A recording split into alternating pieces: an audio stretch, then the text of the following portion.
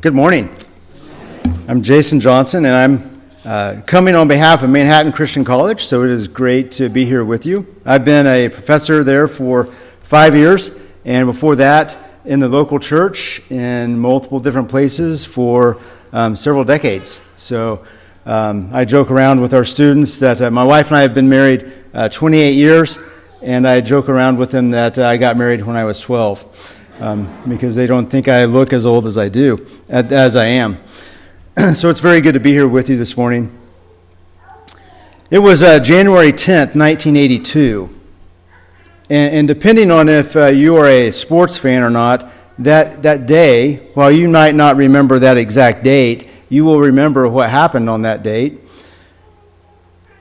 I was a 10-year-old, and Joe Montana's San Francisco 49ers, Joe Montana threw a pass to Dwight Clark in the end zone, and history knows that play as the catch. And it defeated my Dallas Cowboys, and I wondered, how in the world could this be happening? Was what I was really seeing, was it actually true? Was it reality? I was crushed, and so I sat there crying in disbelief. How could my team have lost? And I remember my dad reassuring me that the players wanted to win the game more than I wanted them to win. And I said, right, sure, Dad, there's no way. When I was 9, my Papa Johnson died of a massive heart attack. It was my first experience with death of someone that was close. In the fall of my sophomore year of high school, Tracy said no to a second date. I don't blame her now, but at the time, it was a pretty dark day when she turned me down. It's one thing to be turned down when someone doesn't know what to expect. It's another thing when they know entirely and they know what's going to happen, and then they turn you down. Trials vary in intensity, don't they? They come in all shapes and sizes. A breakup is different depending on what season of life it's in. It's one thing for a papa to die, but an entirely different thing for a parent to bury their child. And so what do we do when our days are dark? When the weight of the world and of our situation, they seem to press down on us and squeeze maybe what life we have left out of us. In the various trials of life, where do we turn? What is our response when darkness, the darkness of life and the fallenness of this world intrudes in upon us? Trials and the pressures sometimes of the world, it's not like they ask permission to intrude, right? And so what do we do when they intrude upon our space? If life were only as simple as a lost game or a lost date, how do we navigate life when it doesn't go like we think that it should? The book of Job has been an integral part of my journey. At 23, I suffered a trauma-induced stroke and was semi-paralyzed on the left side of my body. And during that space and time, Job became a companion for me. A friend and professor at that time preached a sermon on the book of Job, and the title I'll never forget was "We Weep and Wrestle While God Works It Out." I listened to that sermon a dozen times. I confided in Job as a pastoral presence for myself. And I do think that Job, the book of Job, gives us a place to turn. It gives a thorough treatment of human misery. And it gives us a front row seat to Job as he wrestles with the explanation. And he works through the disappointment that we experience in the world. From a literature standpoint, the book of Job is in a class by itself. There is no other book like it in the ancient Near East. It's an ancient book. And the book is very artistic. It's structured. There's an intro speech. There are speeches and a conclusion. The speeches are broken up into a pattern. It starts with 2 speeches between Yahweh and Satan. It ends with 2 speeches in an interview format with Yahweh and Job. In between, there are 4 rounds of speeches with Job and his friends, and there are 4 speeches by a guy named Elihu. And the speeches are assembled in such a way that they cycle through, and each time they cycle through, tension is being built. And throughout the book of Job, this age-old dilemma of how could a good and sovereign God allow evil to exist in the world? That's really the setting. How could this be? If God is all-powerful, why do bad things happen? One author states, the dilemma is there, but that is not the purpose of the book. The book of Job is not trying to resolve the problem. Job, in fact, never receives a logical answer to the questions that he asks. And God doesn't explain to Job that Satan was behind it all. It's some time that Job is left in this tension and wrestling, and God doesn't provide a resolution. I know for myself, and I know for others that I've been with during trials, we naturally seek understanding, don't we? Often in trials, we ask some kind of why question. Why me? Why now? Maybe the best one. Lord, why not someone else? Why should I have to do this or endure this? And Job and his friends were asking for the same kind of understanding. And essentially the conflict between the friends and Job, and they had a lot, is they each thought they understood why. In their minds, in the Job's friends' minds, sin brings suffering, and suffering is the evidence of sin. Job's friends were confident. They knew. Job, you've sinned. Just admit it and let's move on. Why are you being so hard-headed and denying that you had a part to play in this? They knew.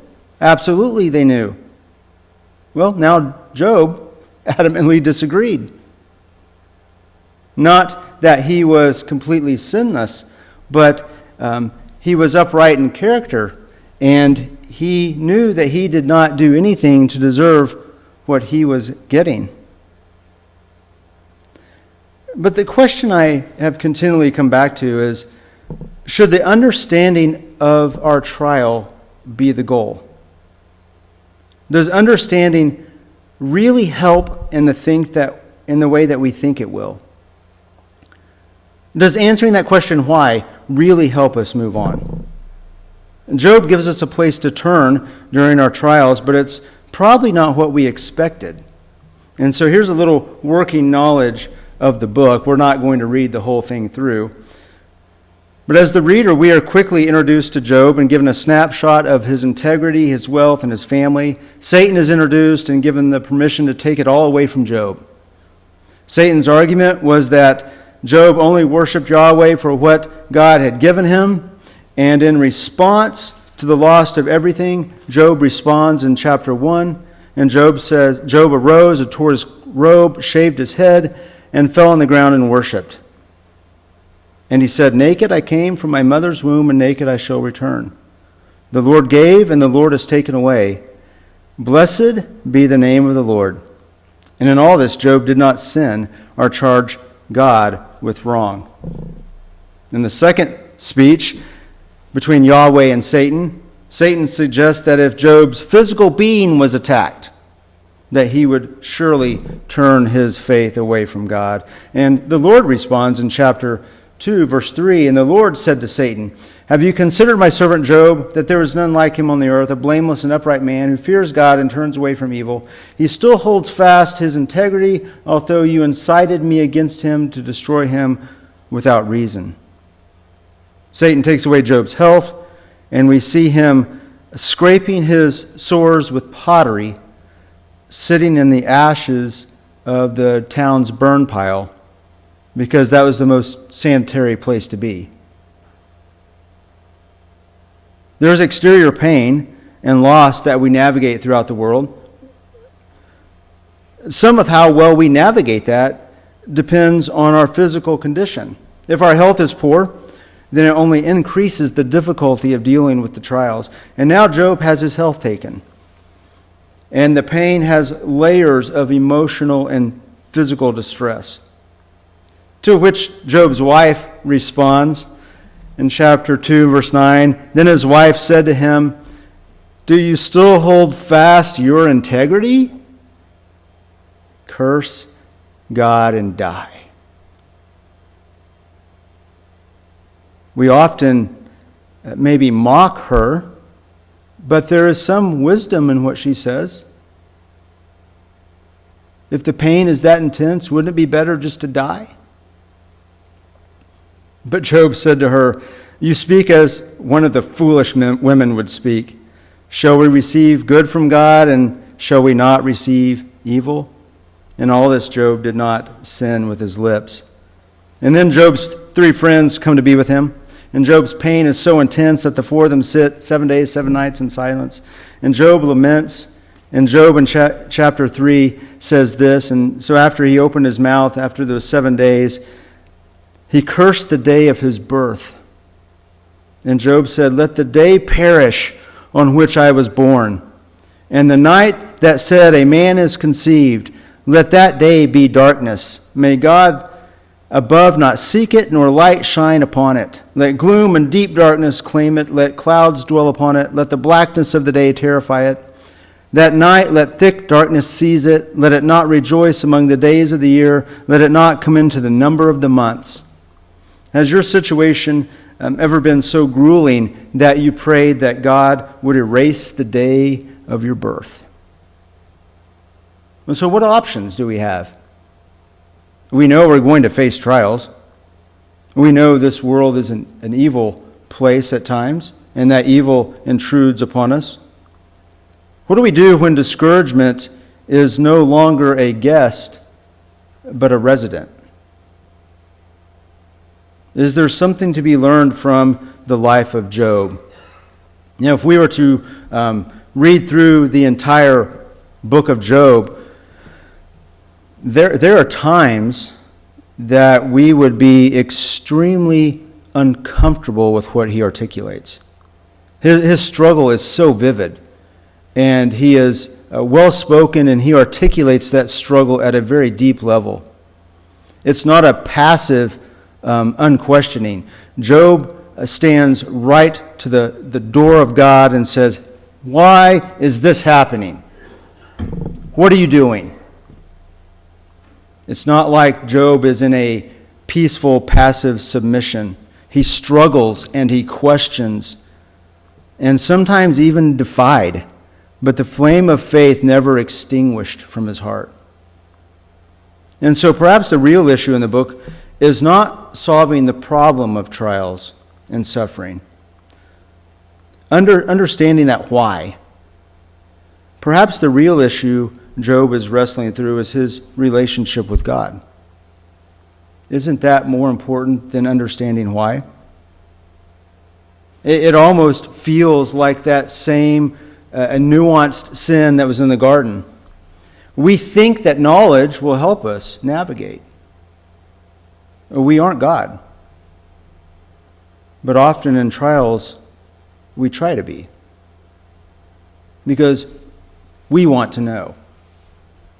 We want to know why this is going on, and we want to know what is happening. What can we learn from Job then? If we turn to the book of James in the New Testament, this is the only time that Job is mentioned in the New Testament. And it's James chapter 5, verse 11. Let me read it real quick. James says, "Behold, we consider those blessed who remained steadfast." You have heard of the steadfastness of Job. And you have seen the purpose of the Lord, how the Lord is compassionate and merciful. To remain steadfast. It's a fascinating word. When you hear steadfast, think endurance, think like persistent trust. The word steadfast and endurance has an intriguing history. We can go all the way back to the 4th century BC, and Aristotle taught ethics. And he taught that endurance was a virtue when a person faces difficulties alone. And he taught that you can't depend on anyone else. It's just you. You can't put confidence in others. You can't trust in others. A person endures alone. And when you do that alone, Aristotle taught, then it's a virtue. Fast forward a couple hundred years, 250 BC or so, we get the Septuagint, and it's the ancient Greek translation of the Hebrew Bible. And this word in the Septuagint is used for the first time religiously, steadfast, endurance. The psalmist, it's a word that's in Psalm 39, verse 7, that this word steadfast is translated. And the passage says this, "And now, O Lord, for what do I wait? My hope is in you." That's the word, wait. But it's not just any kind of waiting. You see, Aristotle taught that the waiting had to be alone. The psalmist and James, and I think Job, teach us that the waiting is only with God. That's the only way. That's the only way that we can be steadfast, is to do it with God. Linguistic scholars talk about this word a lot because it's such a powerful word. It shows a constancy that overcomes the trial of waiting. A soul attitude, you could say, to struggle to persevere. It's a waiting that is determined, and it is victorious because it trusts in God. So what do we learn from Job? See, James looks back to Job not because he got answers, but because he trusted. He trusted, he endured, he was steadfast with God. He had a determined trust in God. He had endurance in the relationship. And that doesn't mean that we don't question God. I think it even means that we can express our frustration and anger at God. He's big enough to handle that, right? He already knows it anyway. You might as well communicate it to him. But as we cry out and as we get angry, we don't lose our trust in him. We wrestle, but we wrestle not with understanding everything. I don't think we wrestle with understanding the why. But I think we wrestle in the relationship.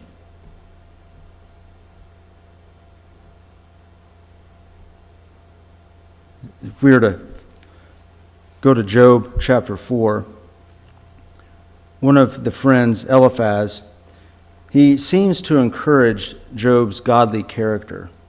And Eliphaz says that, is it not your fear of God, your confidence, and the integrity of your ways, your hope?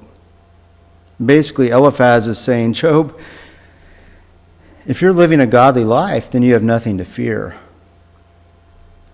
But the way that Eliphaz phrases that is interesting to me. Job is obviously known for his faith. He is known for his character. He's known for his integrity. But our human tendency is to think that we did that, right? It was me. It was me that developed that kind of trust.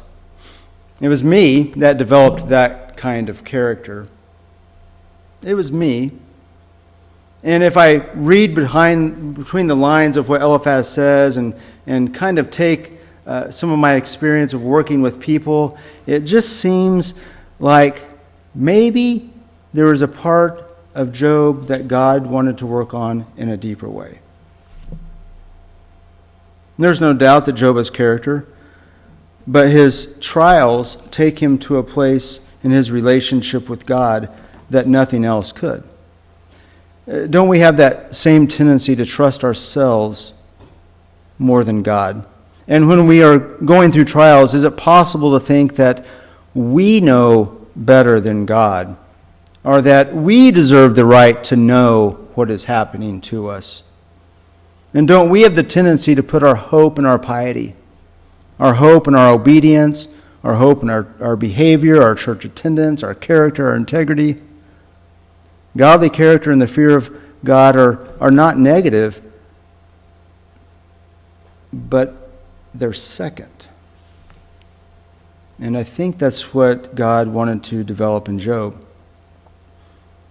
If that is Job's posture at the beginning of the book, by the time we hear from Job and his dialogue with the Lord, he is questioned by God. And at this point, he is ready to change. And that there are statements that God makes to Job, like, Job, do you know when the mountain goats give birth? Now, I don't know if you've ever seen mountain goats, but they are amazing animals. They can actually just almost a vertical face of the mountain. They can just climb up it. And you could be looking right at them for minutes. And as you kind of zero in, then you can see, and you're usually drawn to one at first. And then as you kind of look around, there are maybe a dozen that are just seemingly glued to the side of the face of rock. They're not out there in the open. It's not like you drive by on a highway and see a group of mountain goats out in the field and go, oh, they're mountain goats. And Job gets challenged by God. Do you know? Do you know when they give birth? Can you even find them? The Lord presses in on Job and he says things like, Job, were you there when the foundations of the earth were laid out? Were you there? Did you speak things into existence, Job?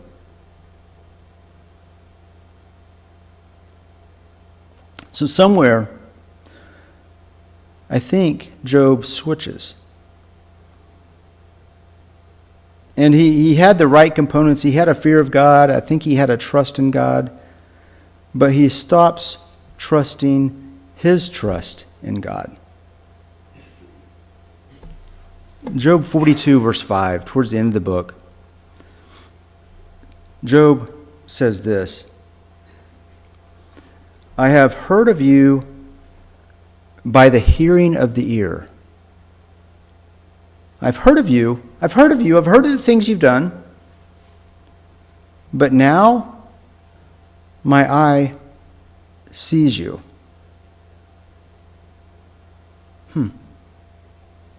Job finds peace in knowing God, not knowing why.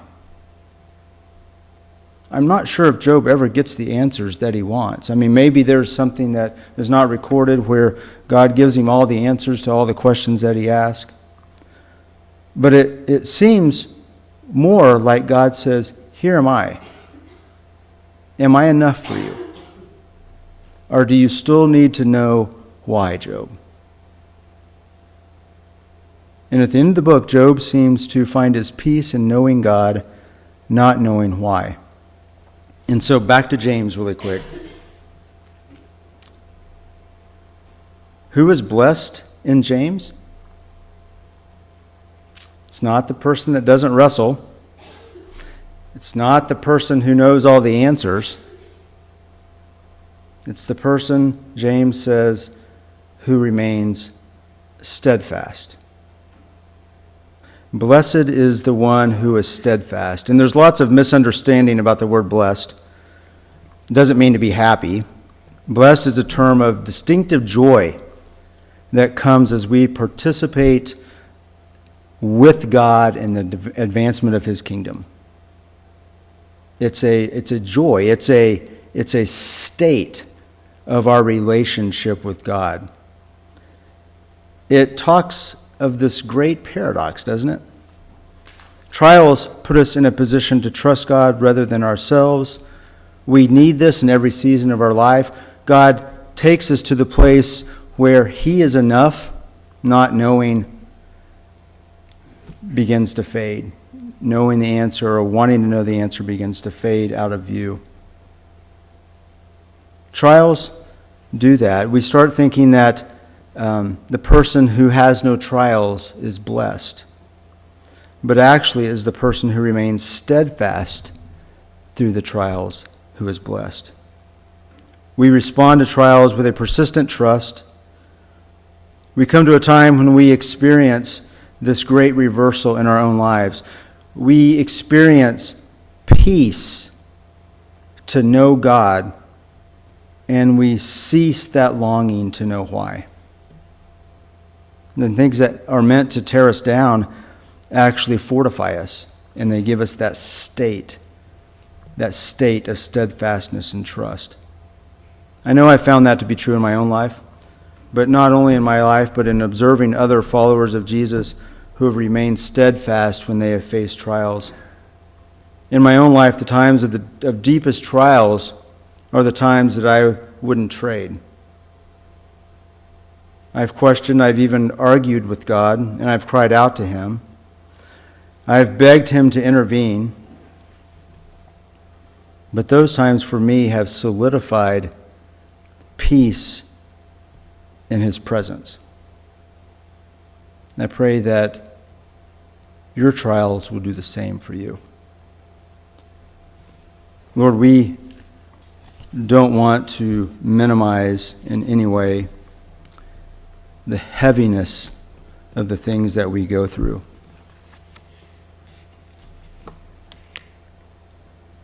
And Lord, we ask that you give us exactly what we need today to remain steadfast. And this might be a season where we don't feel some of the weight of a trial that is personally affecting us. And so we give our attention and our prayers for those that are under a tremendous amount of weight today. Give them endurance. Give them a steadfastness today.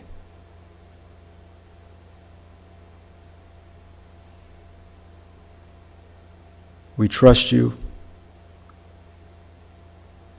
You are good and you are almighty.